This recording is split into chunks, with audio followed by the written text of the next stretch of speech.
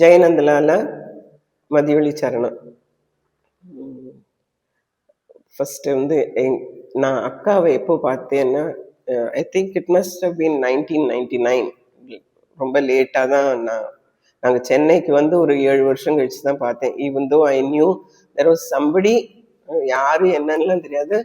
அங்கே ஒரு divine person இருக்கா அந்த அந்த கார்னருக்கு ரெகுலராக வரா அப்படிங்கிறது தெரியும். when I was going to leave my daughter in school, இந்த பிஎஸ் சீனியர் செகண்டரியில் படிச்சுட்டு இருந்தா. அவளை அங்கே கொண்டு விடும்போது நான் போக வர பார்ப்பேன், ஒரே கொஞ்சம் க்ரௌட் இருக்கும் அந்த இடத்துல. ஸோ என்னோட டிரைவர் அப்போ நம்பின்னு, அவன் later on you was so fortunate to drive for Sri அக்கா. அப்போது அவன் சொன்னான், அம்மா இங்கே வந்து ஒரு அம்மா வருவாங்க, அவங்க வந்து நம்ம போய் பார்த்து நமஸ்காரம் பண்ணலாம், ஒரு நாளைக்கு போகலாம் அப்படின்னு. ஸோ நான் ஐ was just finding my time. எனக்கு அதுக்குன்னு ஒரு டைம் அவ்வளோ இம்பார்ட்டன்ஸும் நான் கொடுக்கல அந்த time, because I was with my in-laws and ரொம்ப பிஸியாகவே இருந்துட்டு இருந்தது. ஸோ அடுத்து பிறண்டு ஸ்கூலுக்கு போயிட்டு கூட்டிகிட்டு வருவேன் அவளை, அது மாதிரி தான் இருந்தது. தென் ஒரு எங்கள் மாமா, மை மதர்ஸ் கசின், அவர் வந்து எங்களை ஒரு தடவை நாங்கள் போயிருக்கும்போது, வாத்துக்கு போயிருக்கும்போது, நீ பார்த்துருக்கியா அக்காவன்னு கேட்டார். பார்த்ததில்லை, நான் கேள்விப்பட்டிருக்கேன், கொஞ்சம் அப்படி இப்படி கேள்விப்பட்டிருக்கேன், அவ்வளோதான், நான் போனதில்லை அப்படின்னு. இப்போ நீ வா, நான் ஒரு நாளைக்கு உன்னை கூட்டின்னு போகிறேன்னு சொல்லிட்டு நான் எங்கள் அம்மா எல்லாருமே போனோன்னா அக்கா வந்து அவ்வளவு சந்தோஷமா, வாத்துக்கு ஜெயமலரில் அக்கா இருக்கும்போது அங்கே போனோம். அப்போது அவ்வளோ சந்தோஷப்பட்டா. நான் ரொம்ப ரொம்ப நாளை பேசிகிட்டு இருந்தா. பேச்சு வாக்கில் நான் அங்கே எங்கெல்லாம் இருந்துட்டு வந்தோம் என்னன்ட்டுங்கிற விஷயம்லாம் சொல்லி முடிச்சுட்டு, அப்போது அக்கா சொன்னால், இன்னைக்கு சாயந்தரம் ஒரு சத்சங் இருக்குது நம்ம கோவிலில், நீ நம்ம கோவிலுக்கு வந்திருக்கியா கேட்டா. முதல்ல ஆக்சுவலி இல்லைக்கா, நான் கோவிலுக்கு வந்தது இல்லையே. அப்போ நீ கோவிலுக்கு போயிட்டும் அப்புறம் கீழே பேஸ்மெண்ட்டில் 6 o'clock ஒரு மீட்டிங் வச்சுருக்கு, சத்சங் வச்சுருக்கு, அதுக்கு வா அப்படின்னா. சரின்னு சொல்லிட்டு நான் சரி வரேன்னு சொல்லிட்டு அன்றைக்கி ஈவினிங் போனேன். அப்போது அங்கே வந்து எனக்கு சர்ப்ரைஸ் என்னென்னா, சரஸ்வதி ஸ்ரீனிவாசன் இருந்தா, அவர் தங்கை Radha, they're all known to me from my Bombay days. So அக்கா வந்து அது பேசி எல்லாம் முடிச்சு எல்லாம் பண்ணினோன்னா, it was new, I was just sitting and வாட்சிங் எவ்ரி திங்.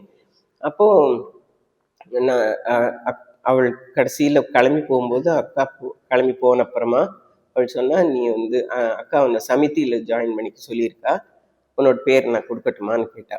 சரி கொடு அப்படின்னு சொல்லிட்டு நான் அது எனக்கு அப்போது ஐ டென்ட் நோ, என்ன ஹாப்பியாக இருந்தேன்னா என்னன்னு கூட எனக்கு தெரியல. ஆனால்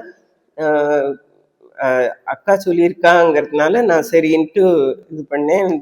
எனக்கு what I was going in ஃபார்னும் தெரியல, ஒன்றும் தெரியல. நம்ம சரி சொல்லிட்டு ஒன்று. அப்புறம் பார்த்தா ஆஸ் டேஸ் வெண்ட் பை, அதில் நம்மளுக்கு கொடுத்த இன்வால்மெண்ட் இதெல்லாம் பார்த்தா அமேசிங் எக்ஸ்பீரியன்ஸ். இந்த லைஃப்பில் நான் எதிர்பார்க்காத அப்படி ஒரு சந்தோஷமான எக்ஸ்பீரியன்ஸஸ் எல்லாமே.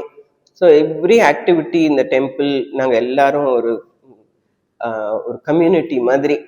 இந்த கம்யூனிட்டி லிவிங் எப்படிங்கிறதுக்கு ஒரு கிளாசிக் எக்ஸாம்பிள்னா அது நந்தலாலால தான். ஸோ அந்த மாதிரி எங்களுக்கு ட்ரைனிங் அப்படி தான் கொடுத்துருக்காக்கா. Right from that day on நான் எல்லா டெம்பிள் ஆக்டிவிட்டீஸ்லேயும் நான் இருப்பேன். நான் ஏதாவது என்னால் முடிஞ்ச அளவுக்கு நான் ஹெல்ப் பண்ணுவேன். சம்டைம்ஸ் அக்கா வந்து கமிட்டியில் போடுவா. அப்போது அந்த கமிட்டியில் இருந்தானாக்கா தென் யுவர் ரெஸ்பான்சிபிலிட்டிஸ் ஆர் மோர். அதெல்லாம் எப்படி ஃபுல்ஃபில் பண்ணுவோன்னு அக்கா, தென் that much more excitement will be there because கமிட்டியில் இருந்தால் we get to see அக்கா more often. அந்த அதுவும் இருக்கும். ஸோ அதெல்லாம் ஒரு பெரிய எக்ஸ்பீரியன்ஸ். அது எப்படி எனக்கு சொல்கிறதுனே தெரியல. அந்த மாதிரி அந்த அவர் கோல்டன் பீரியட் மாதிரி அதெல்லாம் அக்கா டேஸ், அக்கா கூட இருந்த நாங்கள் டேஸ். இப்போ அதெல்லாம் கொஞ்சம் என்ன இருந்தாலும் அந்த everything is still there. அக்காவோட presence is every time we felt in the temple எல்லாமே இருக்கு. ஆனா உன் மனசுக்குள்ள ஒரு நெருடல், அக்கா பிசிக்கலா இங்க நம்ம கூட இருந்தா எப்படி ரியாக்ட் பண்ணியிருப்பா, அக்காவோட ரியாக்ஷன்ஸ் எல்லாம் எங்களால பார்க்க முடியறது இல்லை. அது ஒண்ணுதான் பெரிய டிராபேக் இப்போ. அதர்வைஸ் நாங்க இன்னமும் we are all still the same. அதே எக்ஸ்பீரியன்சஸ் தான். அஹ் அதுக்கு மேல அக்கா வந்து என்ன உம், கூட கூட்டின்னு போயிருக்கா ஊருக்கெல்லாம் போகும்போது. லைக் பெங்களூர், கோயம்புத்தூர், பாண்டிச்சேரி இந்த மாதிரி இதுக்கெல்லாம். அதுக்கு ஜஸ்ட் ப்ரீவியஸ் டே நான் கால் பண்ணி நீ வரையா, நான் என் கூட வா நாளைக்கு அப்படின்னு. ஒரு தடவை எனக்கு மம்ஸ் வந்திருந்தது. ஸோ நான் அன்னைக்கு தான் ஃபர்ஸ்ட் பாத் எடுத்துட்டு இருந்தேன். அப்போ அதுக்கப்புறம் 2 days கழிச்சு தான் திருப்பி நெக்ஸ்ட் எடுத்துக்கணும். அப்போ அக்காட்ட சொன்னேன், இந்த மாதிரி அக்கா எனக்கு மம்ஸ் வந்துருக்கேக்கா, நான் வந்து என்னால வர முடியாதுன்னு. வரலாமாங்கிற மாதிரி ஒரு ஒரு மாதிரி ஹெசிடண்டா கேட்டேன். அக்கா நம்ம பாண்டிச்சேரி போறோம் இல்லையா, அங்க அந்த சீ ப்ரீஸ் எல்லாம் உனக்கு ரொம்ப நல்லது, அது இன்னும் கொஞ்சம் நல்லா ஹீல் ஆக்கிடும். ஸோ நீ வா, ஒன்றும் பரவாயில்ல, நாளைக்கு ஒரு தடவை தலை குளிச்சுட்டு வந்துடும் அப்படின்னா. ஸோ அக்கா கூட போறதுனாலே ஒரு எக்ஸைட்மெண்ட், நான் மிஸ் பண்ணிடுவோம்னுங்கிற பயத்திலேயே தான் கேட்டேன். ஆனா அக்கா சொன்னோன்னு எனக்கு ஐ வாஸ் டபுள்லி ஹாப்பி. அண்ட் அதுவும் எல்லாம் ஒரு தனியே எக்ஸ்பீரியன்ஸ். அந்த அக்கா கூட டிராவல் பண்ண எக்ஸ்பீரியன்சஸ் எல்லாம் அதெல்லாம் தனி. அது இப்போ இன்னைக்கு நாள் முழுசும் சொல்லலாம், அந்த மாதிரி ஆயிடும். ஸோ அப்புறம் அக்காவோட கருணை, அது அந்த வருஷம் வந்து ஒரு ஒரு 2 years every one was given 2 years assignments. இந்த வருஷம் நீ கிருஷ்ண ஜெயந்திக்கு இது என்ன வேலை பண்ணேன்னா next year also you do that அப்படின்ட்டு. ஸோ அந்த மாதிரி இது பண்ணா எனக்கு கிருஷ்ண ஜெயந்தியில சமையல் பண்றதுக்கு சொல்லியிருந்தா, நெய்வேத்தியம் போடுறதுக்கு. நைவேத்தியம் போடுறதுன்னா நம்ம ஃபுல் நம்ம ஃபீஸ்ட் எப்படி பண்ணுவோமோ அது மாதிரி பண்ணணும். ஸோ நான் அது அன்னைக்கு காலம்பர்லேருந்து பிளான் பண்ணி பண்ணுவோம். அதுக்கு நான் அது அன்னைக்கு 5 மணி வாக்கில் முடிச்சிருப்பேன். ஈவினிங் முடிச்சுட்டு அதை before 5:30 I was suppose to reach it at the temple. அப்புறம் நைவேத்தியம் பண்ணுவா. அன்னைக்கு நைட் எனக்கு 12 o'clock flight to the US. So நான் அக்கா சொன்னா, நீ வந்து கொடுத்துட்டு கொஞ்ச நாள் இருந்துட்டு அப்படியே கிளம்பிக்கோ அப்படின்னு சொல்லியிருந்தா. ஸோ நான் அதுபடி நான் பிளான் பண்ணிட்டு போனேன். பேக்கிங் கூட நான் முடிச்சிருக்கல ஜாஸ்தி. ஆற்றுல எங்களுக்கு சாப்பிட்றதுக்குன்னு கொஞ்சம் எடுத்து வச்சுட்டு நைவேத்தியத்துக்கு எடுத்துன்னு போயிட்டேன். அதுக்கு அதெல்லாம் முடிஞ்சது. அக்கா வந்து கரெக்டாக என்ன ஒரு 7 o'clock வாக்கில் கூப்பிட்டு சிக்னல் பண்ண, கிளம்பிக்கோ நீ இப்போ அப்படின்னு. ஸோ இன்னைக்கு அங்கேருந்து விட்டு போகவே மனசு இல்லை. அக்கா அங்கே இருக்கும்போது நம்ம அங்கேருந்து கிளம்பி போகிறது இட்ஸ் ஆக்சுவலி அன்ஹர்ட் ஆஃப். நாங்கள் எப்போவுமே அக்கா கிளம்பி போன பிறந்தான் நாங்கள்லாம் கிளம்பி போவோம், அந்த மாதிரி தான் இருப்போம். ஸோ சரி அப்படின்னு நான் கிளம்பி வந்துட்டேன். ஏன்னா எனக்கு 8:30க்குள்ளே அங்கே ஆற்றுலேருந்து கிளம்பணும். ஸோ ஆற்றுக்கு போய் சாப்பிட்டு எல்லாத்தையும் பேக் பண்ணுற லாஸ்ட் மினிட் பேக்கிங்லாம் முடிச்சுட்டு 8:30 ஐ வென்ட். அதுக்கு அங்கே போனானாக்க அதுக்கு just about I was about to leave the temple. Sangeetha என்கிட்ட வந்து, ஆண்டி என்ன ஏர்லைன்ஸ் எல்லாம் கேட்டா. நான் சங்கீதாட்ட சொன்னேன், ஜெட் ஏர்வேஸ் இது அது இதில் ஃப்ராங்க்ஃபர்ட்ல ஹால்ட் அப்படின்ட்டு சொல்லியிருந்தேன். அவள் வந்து சரி, நான் என் கசின் இருக்கா ஆண்டி ஜெட் ஏர்வேஸில் கிரவுண்ட் ஹோஸ்டஸாக இருக்கா, அவள்கிட்ட நான் சொல்லி அவளோட டியூட்டி டைமாக இருந்தால் உங்களுக்கு அவள் டெஃபினட்டாக ஹெல்ப் பண்ணுவாள் அப்படின்னு சொன்னான். சரின்னு சொல்லிட்டு நான் வந்து அன்னைக்கு எக்ஸாஸ்டட், நான் அன்பிலீவபிள்லி எக்ஸாஸ்டட். ஏன்னா அந்த ப்ரீவியஸ் வீக் ஃபுல்லாக ஷாப்பிங், அங்கே ஸ்டேட்ஸுக்கு போகிறதுக்குன்னு ரெடி பண்ணிட்டு இதெல்லாம் பண்ணேன்.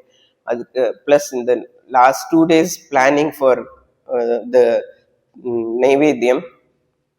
அது வந்து நான் பண்ணினது இல்லை முன்ன பின்னங்கிறதுனால அந்த அந்த டென்ஷன் இது எல்லாமா ரியலி ஒரு எக்ஸாஸ்டடா இருந்தேன். தூக்கமே இல்லை. அதை நினைச்சே 2 நைட்டு தூங்கலை. அதுக்கப்புறம் அன்னைக்கு கிளம்பி போகும்போது அவள் கேட்டோன்னா நான் சொன்னேன். அப்போ அவள் சொன்ன, என் கசின் இருக்கா, அவள்கிட்ட நான் சொல்றேன், நீங்க பாருங்க அப்படின்னா. அவள் வந்தானா, அவள் இருந்தா டியூட்டில இருந்தா அவங்கள நிச்சயமா அவள் she will take care of you auntie அப்படின்னு சொல்லியிருந்தா. சரின்னு சொல்லி நான் அங்க போய் எனக்கு அங்க போன அப்புறமா எனக்கு அதை பத்தி ஞாபகமே இல்லை. நான் பாட்டு செக்இன் பண்ணினேன். நான் வந்துட்டு அந்த என்னோட போர்டிங் பாஸ் எல்லாம் வாங்கிட்டு நான் இந்த பக்கம் திரும்புறேன். ஷி கேம், அவர் cousin came and she said aunty your Subha aunty அப்படின்னு கேட்டா. ஸோ ஆமா அப்படின்னேன். அப்போ யுவர் சங்கீதாஸ் கசின் உடனே ஞாபகம் கொடுத்து சொன்னேன். அப்போ டோன்ட் வரி ஆண்டி, நான் I will take care of you அப்படின்னு சொல்லி ஃபுல்லா என்னோட பேகேஜை என் கூடவே வந்து நான் எடுத்துன்னு போகும்போது கூடவே வந்தா.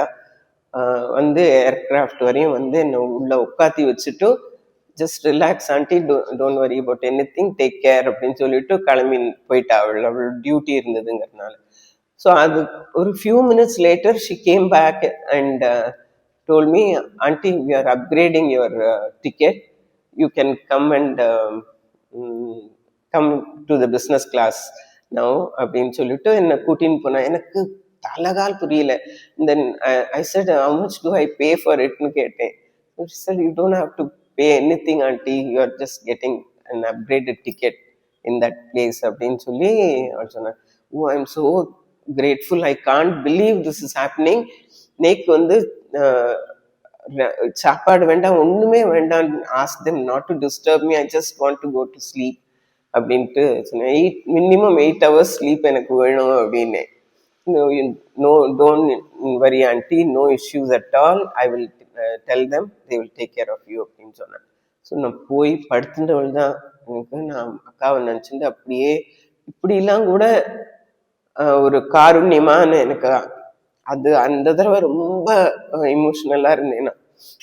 நான் எதிர்பார்க்காம எனக்கு ஒரு இந்த மாதிரி ஒரு கம்ஃபர்ட்டை கொடுத்தாங்க. எப்படி வேணுமோ அவளுக்கு வேணுங்கிற மாதிரி பண்ணி கொடுத்துருவான் அந்த டயத்துல.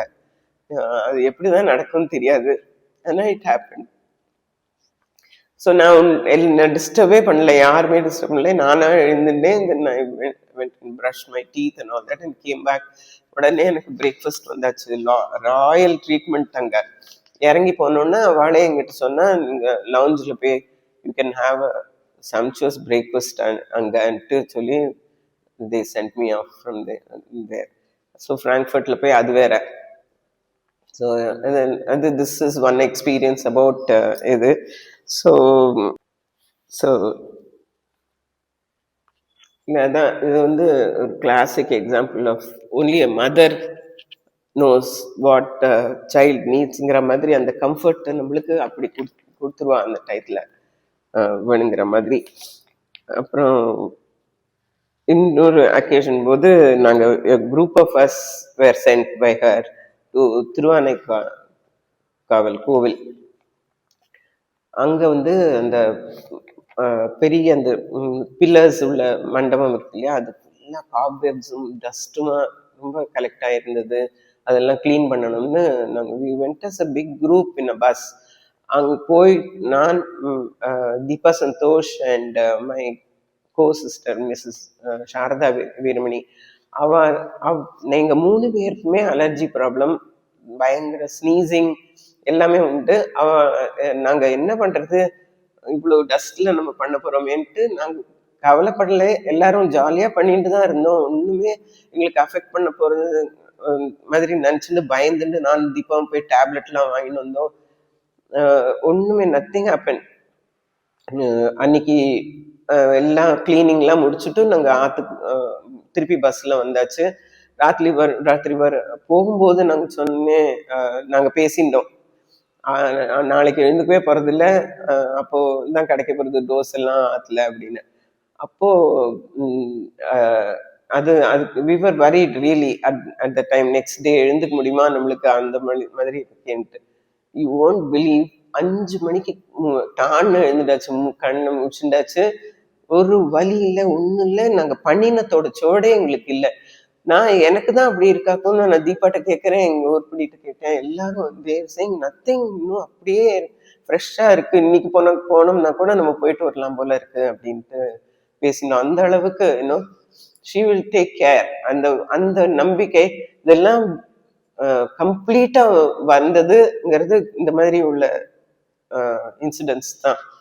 காரணம். நாங்க பூரண நம்பிக்கைன்னா அப்படி அக்கா இல்லாம நாங்க இல்லை, அவ்வளவுதான். நாங்க எல்லாருமே even today she is still living with us.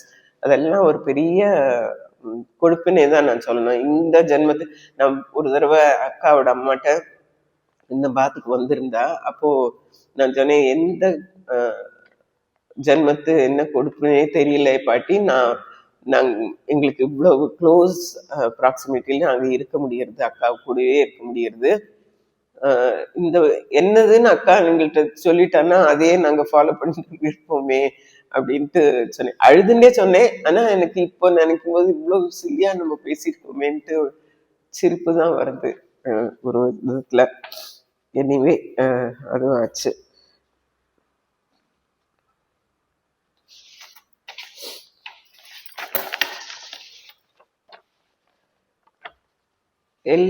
எந்த சின்ன சின்ன வேலையா இருந்தாலும் உடனே அப்ரிஷியேட் பண்ணுவா. ஆன் த ஸ்பாட் நம்மளை பார்த்து அப்ரிஷியேட் பண்ணி அனுப்பிச்சு விடுவா நம்மளை. அந்த மாதிரி இன்னொன்று செடி வளர்த்துட்டு இந்த மாதிரி வளர்ந்து க்ரோ ஆனது, இல்லைன்னா வெஜிடபிள்ஸ் க்ரோ பண்ணிட்டு அந்த வெஜிடபிள்ஸ் கொண்டு போய் கொடுத்தானாக்கா அதை கையில் வச்சுட்டு அப்படியே ரசிப்பா. டொமேட்டோடு அந்த ரெட் கலர்ல கொண்டு போய் கொடுத்தா ரொம்ப பிடிக்கும்.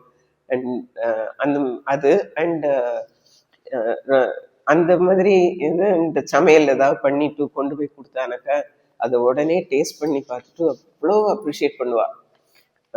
அதெல்லாம் இன்னும் நம்ம கண் கூட நம்மளுக்கு எந்த கடவுள் நம்ம கூட இருந்து பண்ணுவா. அந்த மாதிரி நம்ம நேவேத்தியம் பண்றோம், டெய்லி பண்றோம் எல்லாம் சரி. ஆனா அதை கண் கூட நம்ம பாக்குறது இல்லைன்னா நம்மளுக்கு அந்த அனுபவமும் கொடுத்தா அக்கா.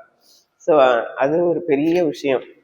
நெல்லிக்காய் ஊறுகாய் பண்ணிட்டு போனா அவ்வளவு கையில இப்படி வச்சுட்டு நெல்லிக்காய்னா ரொம்ப பிடிக்கும் அப்படின்னு நம்மள்கிட்ட சொல்லுவா. நீ வந்து நெல்லிக்காய் கொண்டு வரியா, ரொம்ப சந்தோஷம் எனக்குங்கிற மாதிரி.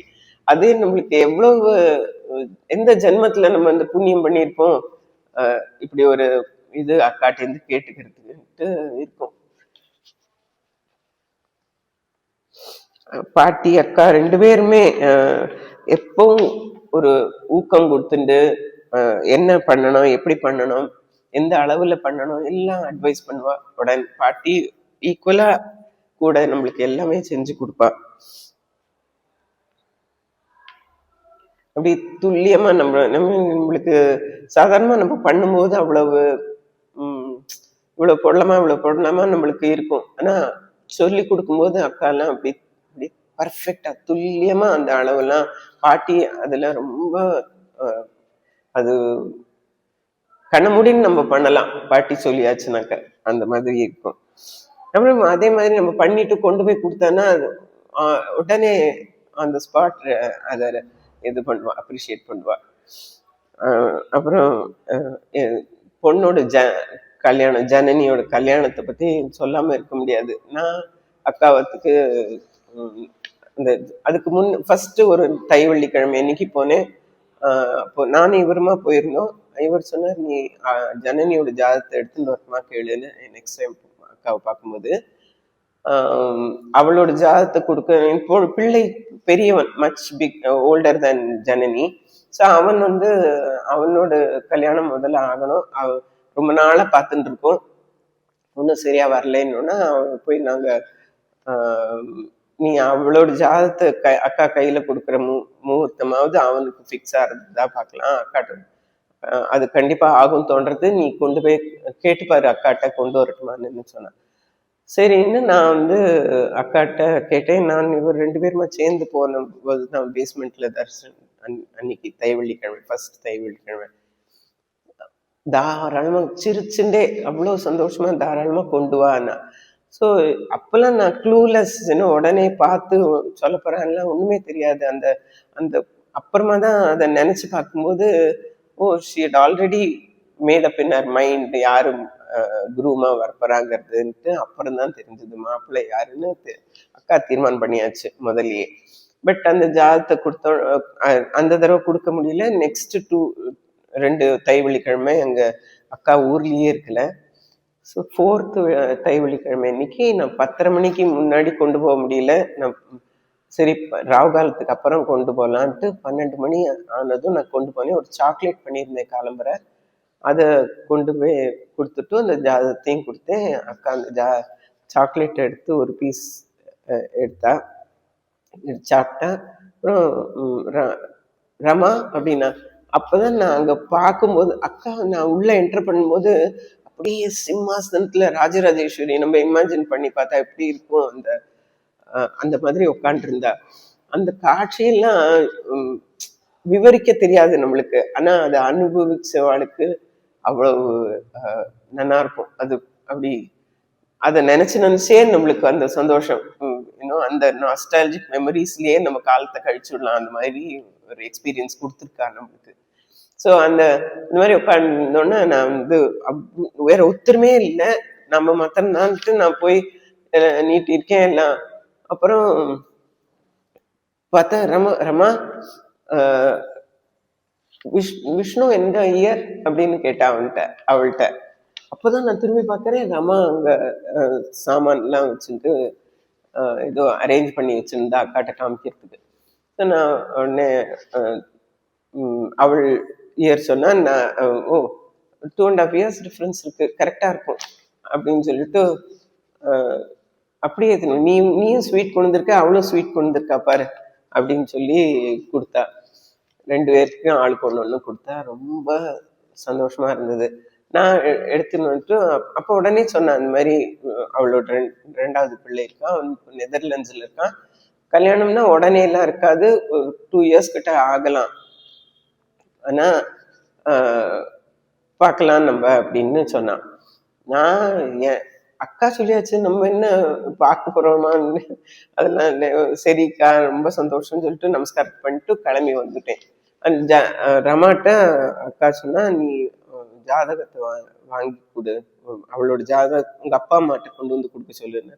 ஸோ நான் பெரியவாள்கிட்ட கொண்டு போய் கொடுத்தேன். அப்புறம் அதுக்கப்புறம் வேற ஒத்துட்டையுமே தெரிவிக்க வேண்டாம் இப்போதைக்கு, நான் சொல்லும் போது தெரிவிச்சா போறோம்னு சொல்லியிருந்தேன்.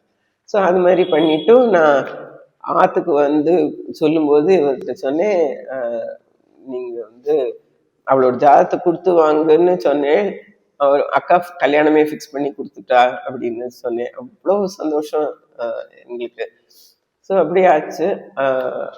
அண்ட் கல்யாணமும் இன்னும் நான் ஒரு ஜாம்பி மாதிரி எல்லாமே எப்படி இன்னமுமே என் பிள்ளையோட கல்யாணமும் பொண்ணு கல்யாணம் எல்லாம் எனக்கு ஒரு ட்ரீம் மாதிரி தான் இருக்கு. எனக்கு என்ன நடந்ததுன்னு கூட தெரியாது. அப்படி எல்லாம் அப்படி டக்குன்னு நடந்தது. எல்லாரும் வந்தவாள்லாம் ரொம்ப நல்லா நடந்ததுன்னு சொன்னாலே தவிர எனக்கு ஒன்றும் தெரியாது. இன்ஃபேக்ட் ஜனனியோட கல்யாணத்தும் போது எனக்கு ரொம்ப ஹை ஃபீவர். ஸோ அந்த ஃபீவருக்கு நடுவில் இந்த அக்கா 3 வேளையும் நம்மளுக்கு ஆசீர்வாதம் பண்ணி ரொம்ப சந்தோஷமான நாட்கள். அதெல்லாம் நினைச்சு பார்க்க முடியாத நாட்கள். அப்புறம் நிச்சயதார்த்தத்துக்கு பண்ற மாலாடு இதெல்லாம் கூட எல்லாமே அப்ரிஷியேட் பண்ணுவா. அது எப்படி சொல்றதுன்னு தெரியல எனக்கு.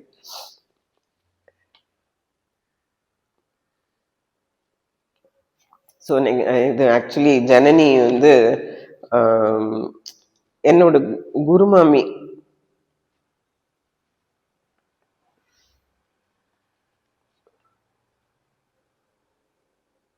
அடுத்த வருஷம் என் பிள்ளைக்கும் பொண்ணுக்கும் கல்யாணம் ஆச்சு. ஃபர்ஸ்ட் என் பிள்ளையோட கல்யாணம் முடிஞ்சு அடுத்த வருஷம் எக்ஸாக்ட்லி 1 year லேட்டர் இவளோட ஆச்சு.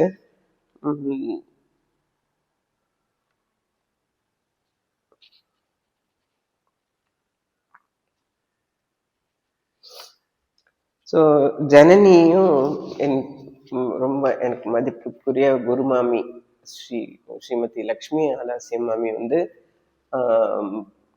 இது ஜனனிக்கு அகிலாண்டேஸ்வரி அக்ஷரமாலா டியூன் பண்ணி பாட வைக்கிறேன் வச்சுட்டு அதில் நான் நடுவில் அதுக்கு மீனிங் சொல்கிறேன்னு சொல்லி அதை ரெக்கார்ட் பண்ணணும்.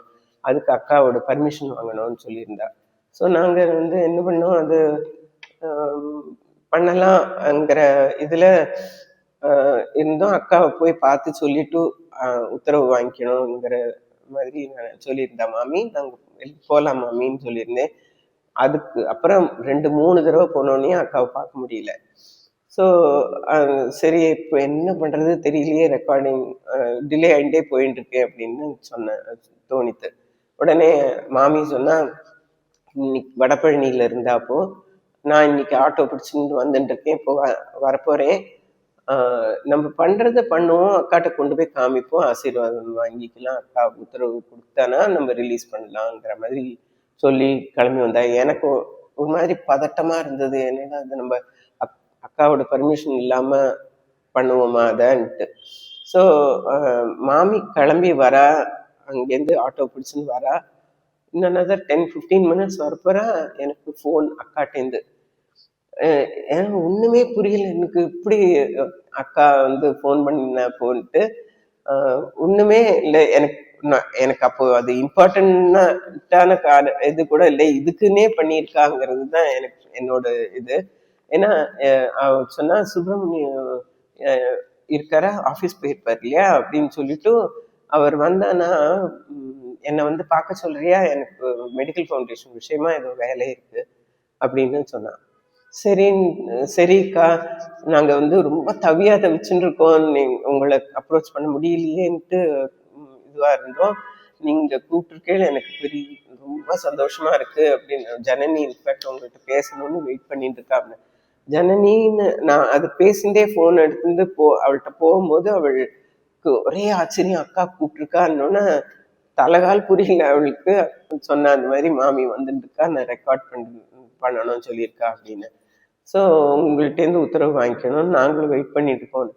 உடனே அக்கா சொன்னா, பண்ணு, சந்தோஷமா பண்ணு, நல்லா வரும் அப்படின்னு சொல்லிட்டு முடிச்சுட்டா. அப்புறம் மாமி வந்து மாமிட்டு சொன்னோன்னு மாமிக்கு ஆச்சரியம்னு ஆச்சரியம் சொல்ல மாட்டேன். ஏன்னா மாமி ரொம்ப என்னெல்லாம் விட எவ்வளோ இயர்ஸா அக்கா கூட இருந்திருக்கா எல்லாம். மாமிக்கு ரொம்ப சந்தோஷம் இப்படி சொன்னான்ட்டு. ஸோ அதுவும் ஒன்று. எல்லாம் நல்லபடியா ஆகி ரெக்கார்டிங்லாம் வந்து கொடுத்து எல்லாருக்கும் டிஸ்ட்ரிபியூட் பண்ணி எல்லாம் பண்ணிட்டு அக்கா மூலமாவே. ஸோ இந்த இந்த ரெக்கார்டிங் நடந்துட்டு இருக்கும்போது என்னாச்சு, ரெக்கார்டிங் முடிஞ்சுடுத்து. அதுக்கப்புறம் ப்ரூஃப் ரீடிங்க்குன்னு ஒரு 4 நாள் கழிச்சு வந்தது திரும்பி.